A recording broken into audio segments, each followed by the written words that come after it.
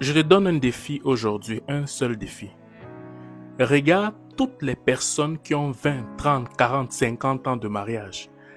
Qu'est-ce qu'il y a entre eux là comme point commun? C'est le fait que dans leur relation, ils ont décidé d'aimer. Ils n'ont pas fonctionné en fonction de ce qu'ils ressentaient par rapport à l'amour. Quelqu'un qui décide d'aimer sera prédisposé différemment par rapport à quelqu'un qui aime ou bien qui fait fonctionner son foyer en fonction de ce qu'il ressent. Parce que tu vas voir que quelqu'un qui ressent l'amour est une personne qui va t'aimer aujourd'hui, demain elle ne t'aime pas quand elle est fatiguée, après demain elle t'aime quand elle ne t'aime pas parce que tu lui as fait du mal, dans une semaine elle va beaucoup t'aimer parce qu'elle a écouté un morceau de Céline Dion, dans un mois elle va pas t'aimer parce qu'elle a ses règles, ou bien dans 2 ans il va pas t'aimer parce qu'il a perdu son emploi, ok, dans 4 ans en fait c'est un amour qui est extrêmement instable parce que l'émotion n'est pas stable. L'émotion est comme un gaz qui n'est pas stable. Mais l'amour qui est décidé génère un nouvel amour, ok, entre les deux personnes qui font en sorte que ça devient comme une fondation forte qui fait en sorte que vous deux, vous commencez à vous aimer comme un frère et une sœur. Et c'est solide et ça perdure dans le temps. Et les gens qui ont décidé d'aimer, même quand ils ou elles ont les problèmes, ce n'est pas le bien de l'un ou de l'autre qui prime, c'est le bien des deux qui prime. Quand tu vois la jeunesse d'aujourd'hui, les gens d'aujourd'hui, ils aiment selon leurs feelings, selon leurs intérêts.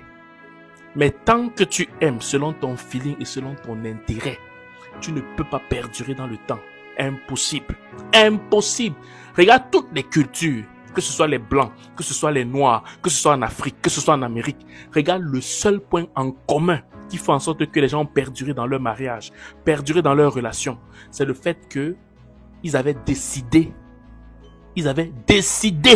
d'aimer. C'était une décision. Ils ont pris, ok, toi tu es là, moi je suis là, je décide de t'aimer, peu importe les difficultés.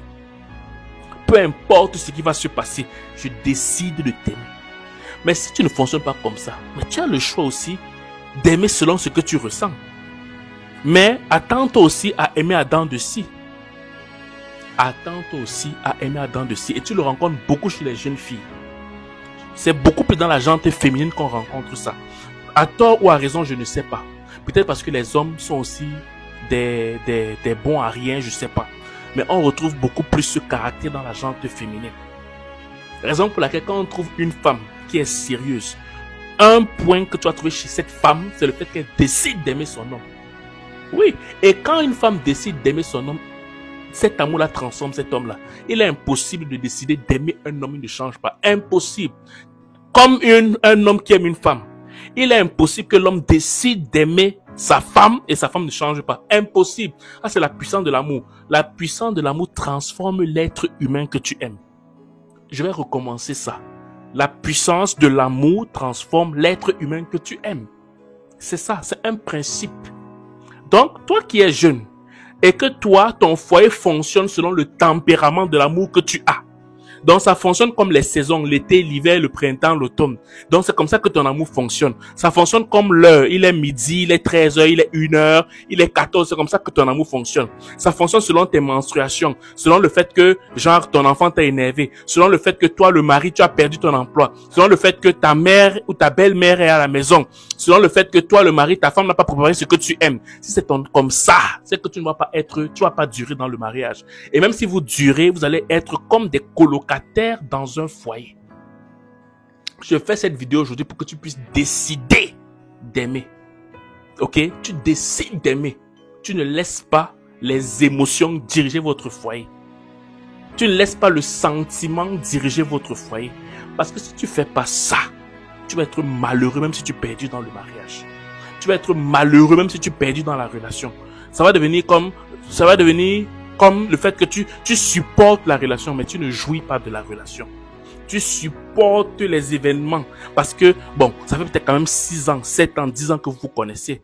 Mais quelqu'un qui décide d'aimer, même si les débuts c'est difficile, parce que vous devez confronter vos façons de penser.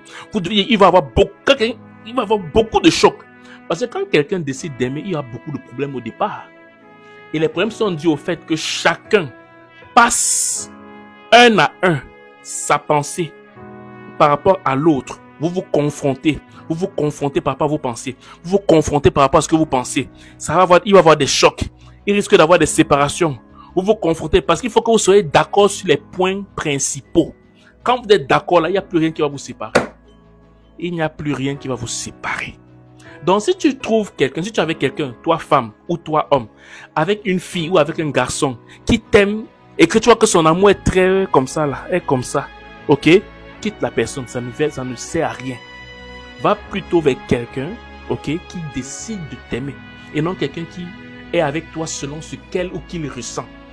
Parce que celui qui décide d'aimer est une personne qui te prend à son niveau. Mais celui qui t'aime selon son feeling, lui ou elle a l'impression que c'est toi qui dois courir après elle. Ce qui n'est pas le cas parce que dans l'amour, il faut une forme d'équité pour que ça fonctionne très bien.